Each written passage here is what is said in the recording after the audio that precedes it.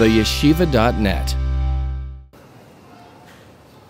A big mazel tov, congratulations to the entire graduating power team of present and future healers, leaders, mentors, therapists, and to all of your families, to all of your friends who are here, to the entire faculty, the staff and professors, teachers. I know that my dear friend, Dr. Akiva Perlman, was supposed to give the address, and I want to express, I think on behalf of everybody, our condolences to him and his entire family on the loss of his mother, Mrs. Naomi Perlman of blessed memory.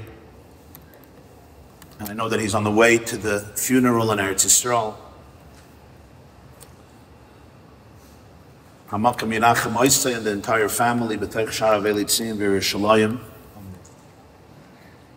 And I'm honored to be here to be able to address this monumental occasion and your great achievement, and say to you, on behalf of all the communities, on behalf of the Jewish people, Yasher Koichacha Chazak Chazak V'Nis Chazek, you have undertaken on yourself a powerful, potent, profound journey that often comes, as was mentioned earlier, with great commitment, dedication, conviction.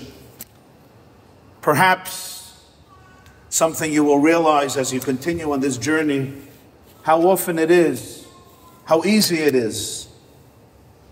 I was speaking to a principal of a school,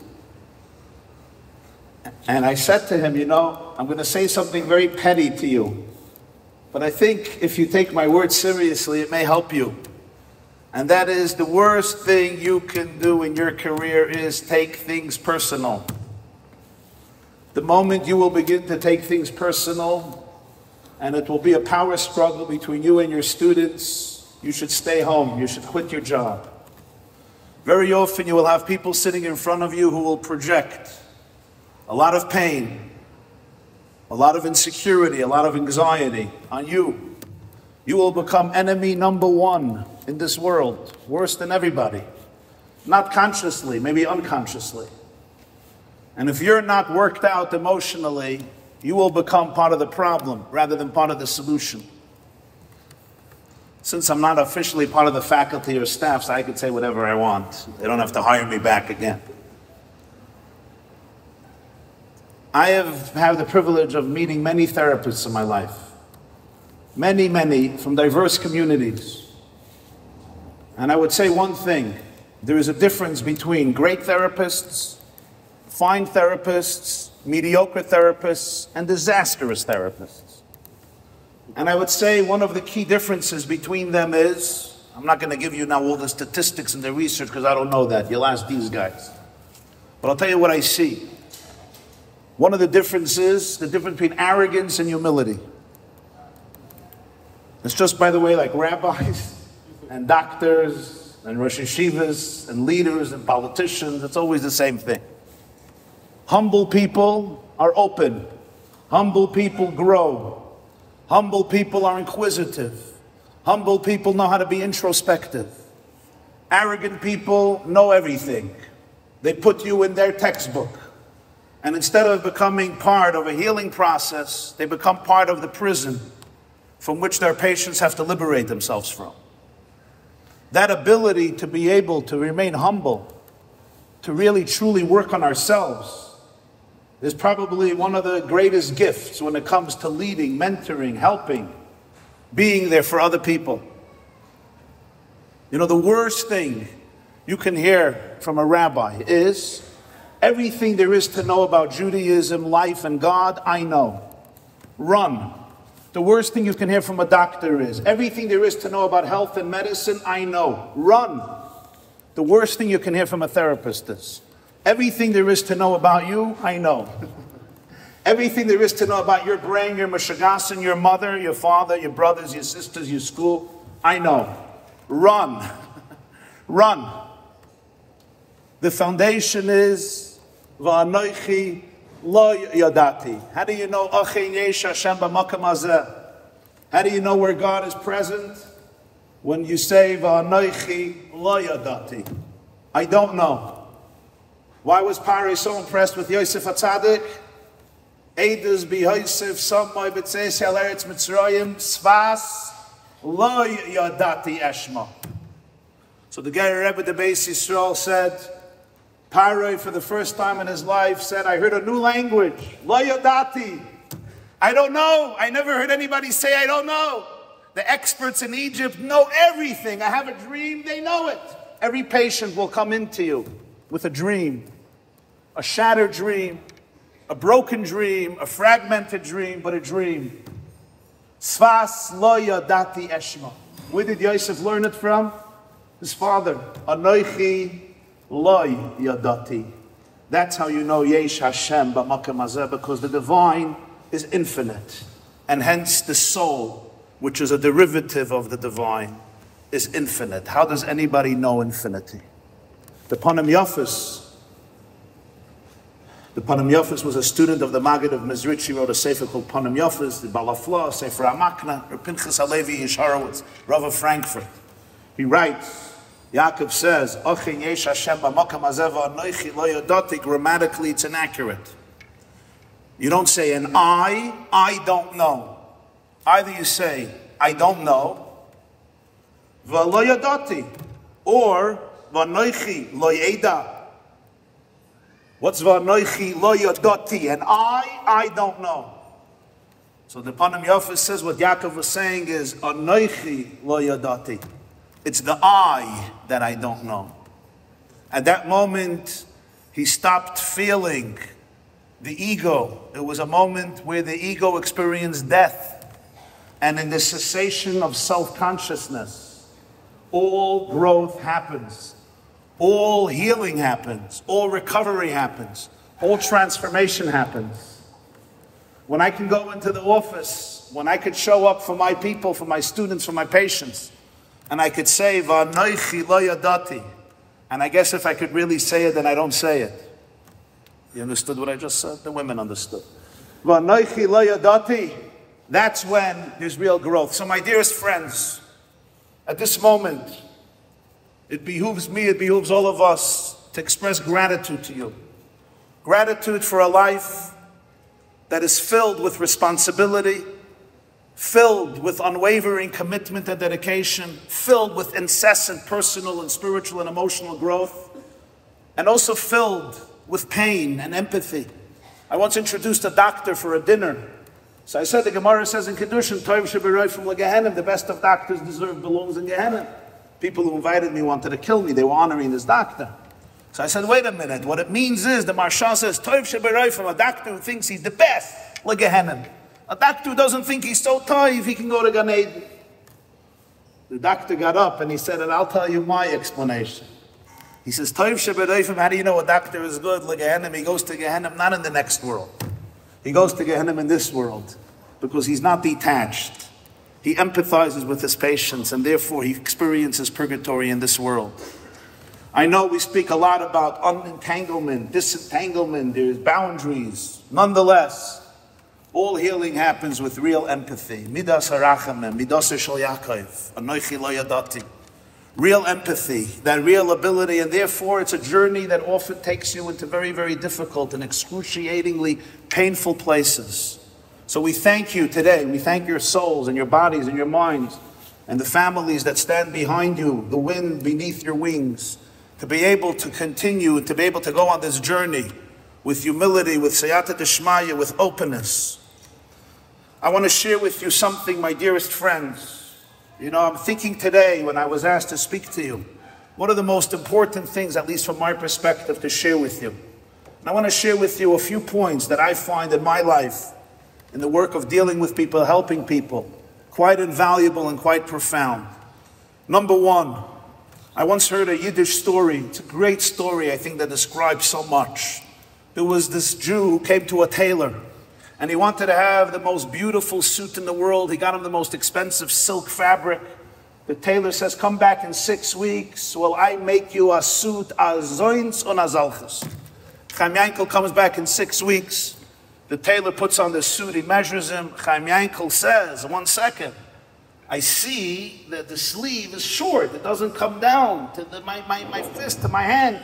He says, it's true. This type of fabric, it has to be like this, but it's not a problem. You'll walk around like this. You'll walk around like this. You'll bend your hand, which is anyway good for stretching and exercise, and then the suit will fit you perfectly. He says, yeah, but I see that on the shoulder, there's a lot of extra space. He says, that's true. You're going to have to walk around and elevate your shoulder like this, which is anyway a good thing. It's good for the body to stretch, and then the suit will be perfect. He says, but 1 second, I take a look at my leg, and I see it doesn't reach down to the bottom. He says, that's true. One of your legs you're going to have to pick up. You're going to walk around with an uplifted leg, which is anyway a very good thing, and then the suit will fit. Okay. Chaim Yankel is desperate for this beautiful suit. He tries it on, he picks up a leg, he picks up his shoulder, he bends his hand, and so forth. The left waist had to go out. His whole body had to go through different interesting stretches to fit into the suit. He comes out from the tailor's home.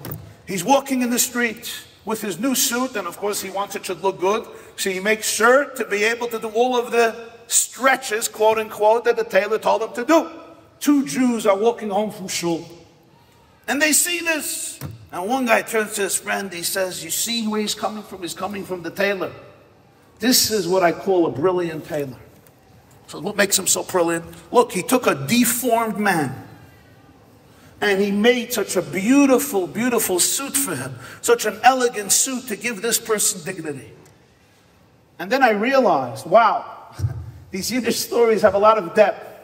Isn't this the story of so many a life? There's a suit that I have to fit into. Who defines the shape of that suit? That's what they'll come to you to figure that out. And sometimes my entire life, my soul, my psyche, my heart becomes deformed, maybe unconsciously, in order to be able to fit this suit. The yisoid ha-yisoidus of all healing is, when I'm looking at a Jewish soul, to quote the Tanya, v'nefesh Hashem is b'Yisrael, chelek Eloka mimal mamash. I'm looking at someone who is essentially not only healthy, but whole. Not only healthy and whole, but divine, a derivative of infinite consciousness. In his space, there is confidence and there's joy. In the soul, there's no deformities. The soul is filled with confidence, curiosity, compassion, creativity, love, empowerment, depth, openness, promise, power, potentiality. That's the person I'm looking at. If I cannot see that, I have to go clean my own glasses. Now I got to figure out how this and deformity happen to fit into a suit. Which brings me to a direct result, and that is my own humility in the presence of a patient. Sometimes we see healers, they have textbooks, they have models, and everyone fits into the textbook, into the model. I lost touch of the person. It's about me giving the treatment that works for me based on my understanding. I don't know anything. So why am I here?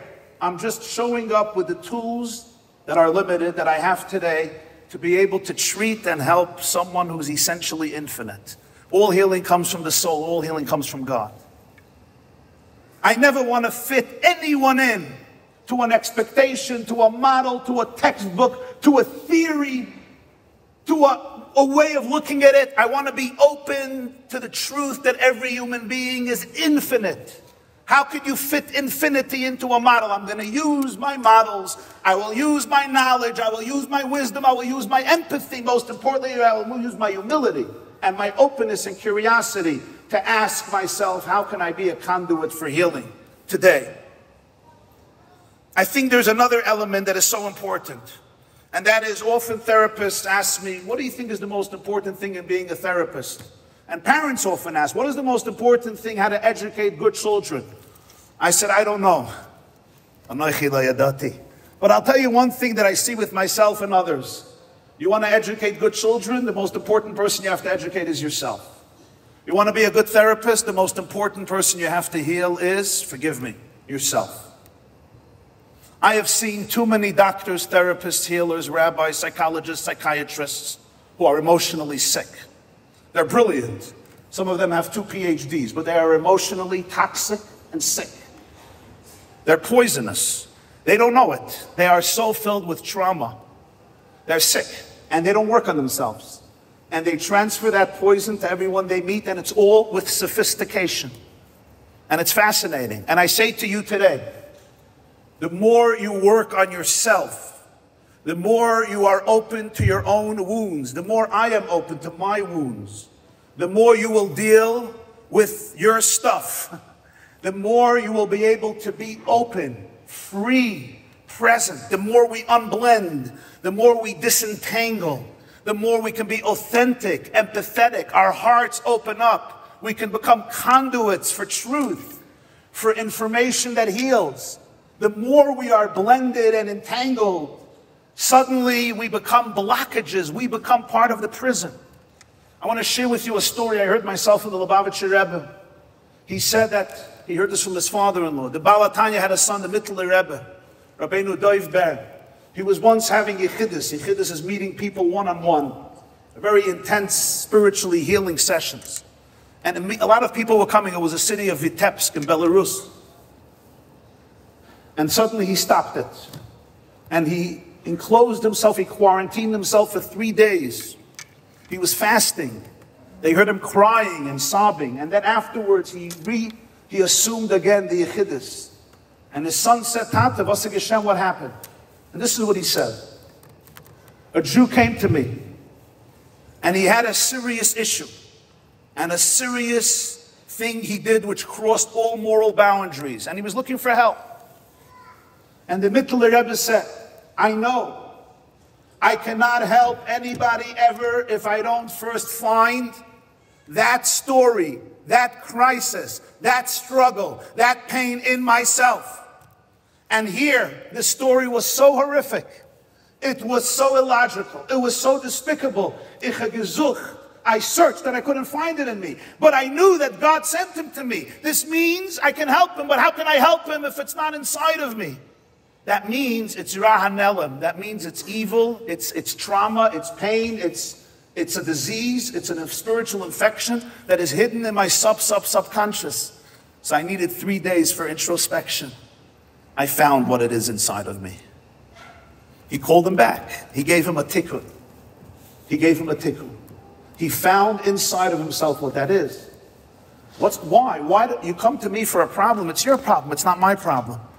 But he understood 3 powerful, powerful things. Number 1, if I can't find it in me, I'll never be able to really understand you. Number 2, if I can't find it in me, I'll never be able to empathize with you. I'm a shugana. I was trained in Wurzweiler and Sarah Schneirer not to say I'm a shugana. Fine, so my subconscious will say I'm a shugana. It's not going to work. Empathy goes to the etzem hanefesh. It goes to the core of the soul. Number 3, how can I really contain you? How can I hold space for you? How can I offer you subconsciously hope if I don't find it in myself and I know that there is hope, there is healing? And maybe, the biggest thing is, a wise man once said, I will only change somebody else to the extent that I'm ready to change myself. I don't know if we ever change somebody else if we don't change ourselves, maybe superficially. So the Mittler Rebbe knew only if he changes himself will he really be able to change another person. That's what you call connection. That's what you call healing. And I say to all of us, I deal with people every single day. If I don't spend time every day dealing with my traumas, with my insecurities, with my childhood wounds, with my issues, it will be projected, if not consciously, unconsciously, if not today, tomorrow, if not short-term, long-term. And the ones who will suffer are the people who are so relying on me and think that I am God's gift to humanity when really I'm dealing with some petty stuff because a comment my wife made to me at 8 o'clock in the morning. Or your teenage girl made to you at 9 o'clock in the morning after she woke up, or 10 o'clock.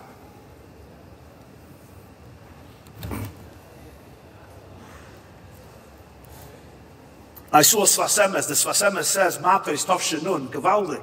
The Medrash Tanchuma says that Moshe Rabbeinu, it was told, after you fight Midian, in Matos, you're going to pass away.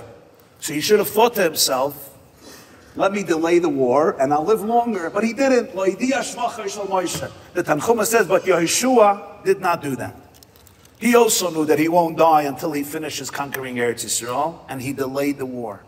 It says in Yeshua Perek Yud Aleph, Yomim Rabim Asa Yeshua Malchamas HaMalachim Ha'ela. He extended the war because he wanted to live. Ask the Sfas Emes, really? That's pure corruption. Imagine a leader delaying a war. There's casualties. Why? So I should be able to remain the leader. I should be able to live. That's pure corruption. Is that the praise of Moshe Rabbeinu that he didn't do that? And that's what Yeshua was guilty of. And the Sfas Emes says, you could look it up. People think Freud invented the unconscious. Sfas Emes says the Medrash is not talking about the conscious. The Medrash is talking about the subconscious. Of course, Yeshua ben Nun didn't delay the war because he wanted to live. He gave it all he got. But subconsciously, he self-sabotaged the war because unconsciously there was a drive.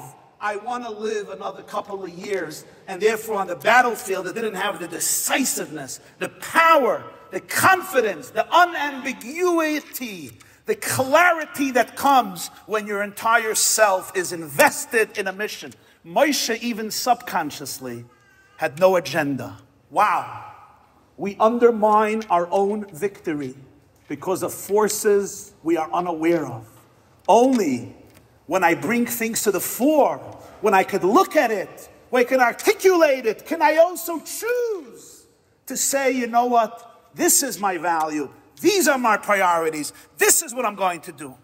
When I grew up, at least where I grew up, but I think in many parts of the Orthodox world, the body, B-O-D-Y, the guf, was seen from a Torah perspective as some very irrelevant and subservient schlep.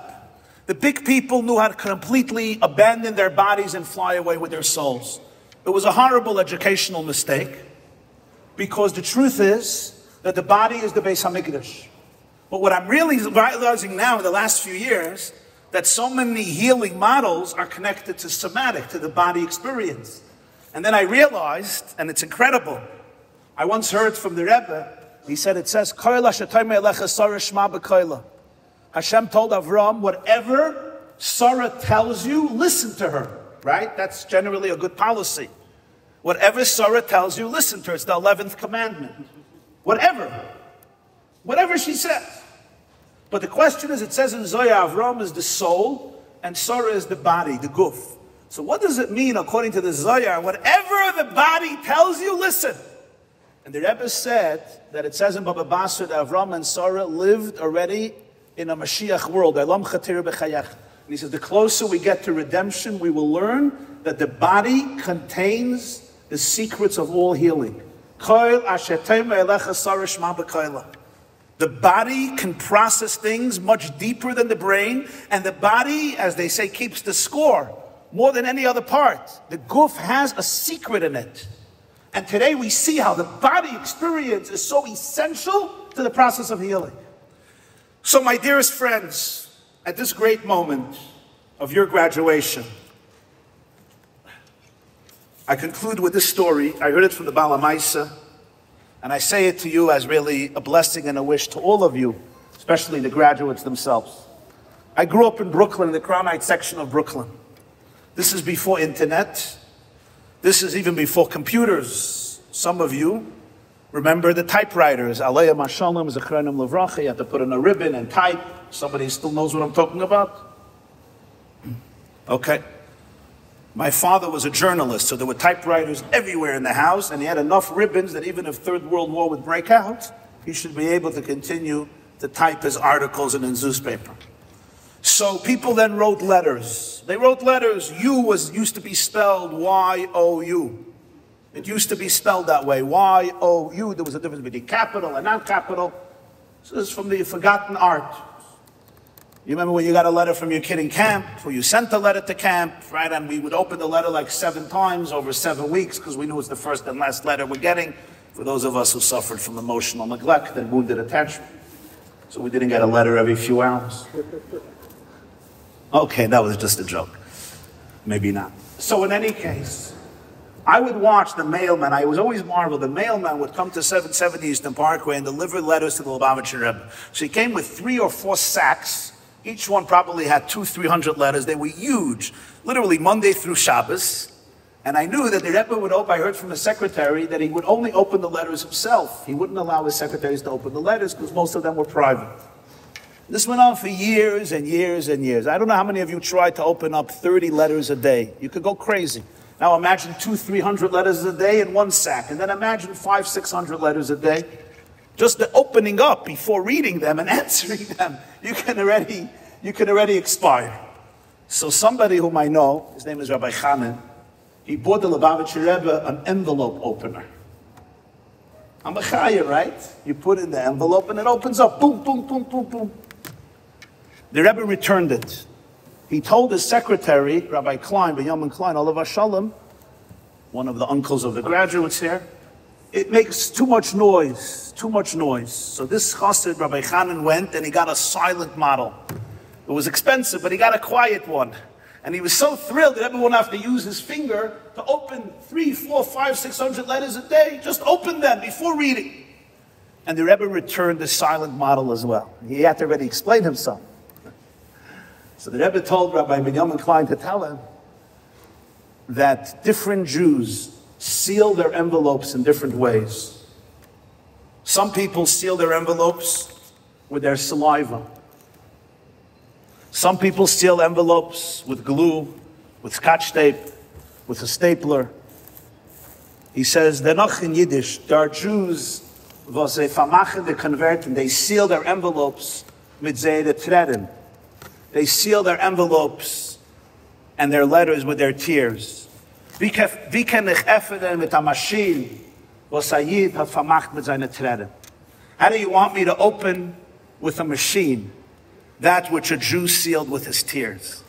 When I open it with my finger, I can already take in the tears. The machine won't be able to detect those tears. My dearest brothers, my dearest friends, you're going to be seeing a lot of people who have sealed many an envelope with their tears, who have soaked many a pillowcase with their tears.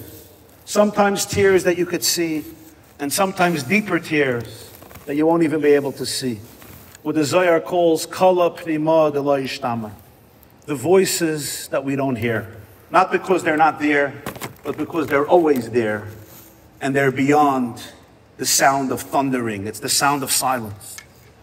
And I want to bless you and wish you that when you sit or stand in the presence of these souls, your hearts, your souls should be able to create space for all those tears with compassion, with love, with the knowledge that you're standing in the presence of infinity. Achein yesh Hashem b'makayim hazeh. How do you know? When you'll be able to look at yourself and say, Va'anochi lo yadati.